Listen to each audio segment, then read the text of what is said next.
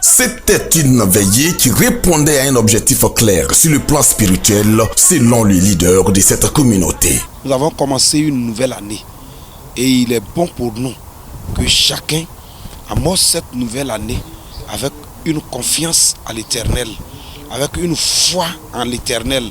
C'est pourquoi nous avons organisé cette veillée dans l'intention de prier pour ceux qui croupissent sur le poids de l'ennemi, ceux qui sont dans des difficultés, afin que Dieu se souvienne de ces personnes et que ces personnes retrouvent aussi la joie. L'atteinte de cet objectif passe par la pratique des consignes bibliques, d'où une étude approfondie de la parole de Dieu à cette veillée sur le thème « Allons à la recherche de Dieu ». Je veux que les gens retiennent la parole pour qu'ils s'approchent à Dieu, pour qu'ils donnent leur vie à Jésus-Christ.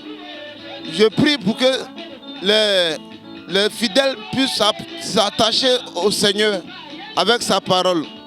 Cette première veillée de l'Alliance des Églises de Christ en Mission de Témélécro a aussi été une occasion de témoignages très édifiants relatifs à la puissance de Dieu manifestée dans cette église locale qui est un centre de prière. Témoignages au travers des prières de son leader, l'apôtre Yeboah Etienne. Les gens pensaient que je prenais un médicament pour ne pas tomber enceinte. Oh, ce n'est pas ça.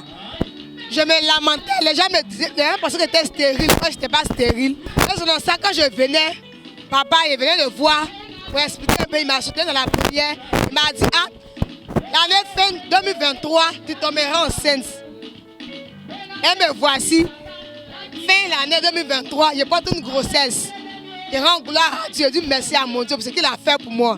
Ce programme était la suite de la cérémonie marquant la pose de la première pierre du temple de l'église. L'apôtre Yeboah Etienne a donc lancé à partir de cette nuit la collecte de fonds pour la réalisation de cet important projet de sa communauté. Des appels ont été lancés dans ce sens.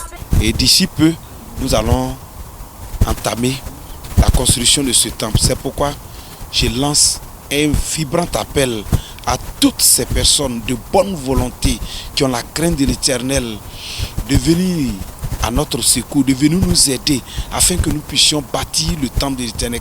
C'est une prière de délivrance conduite par l'orateur du jour qui a mis fin à cette veillée. Plusieurs âmes ont été visitées par le Saint-Esprit pendant cette prière, suscitant une adoration sincère et authentique pour dire merci à Dieu au nom de Jésus-Christ.